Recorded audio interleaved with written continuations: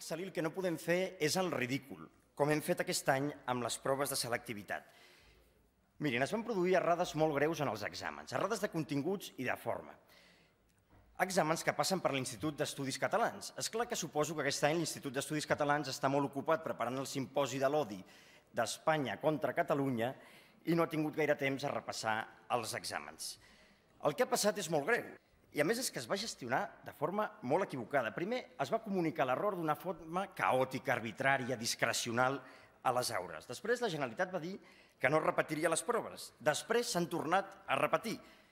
Després la Generalitat va cometre la irresponsabilitat de dir que l'examen es corregiria de forma generosa. Però com es pot dir això? Que un examen de selectivitat es corregirà de forma generosa en una prova competitiva on està en joc la igualtat d'oportunitats? Després es va dir, encara més greu, que cada any passen aquestes coses. Demanem el cessament del senyor Alsina, responsable polític de les proves de selectivitat, al qual donem la benvinguda també aquí.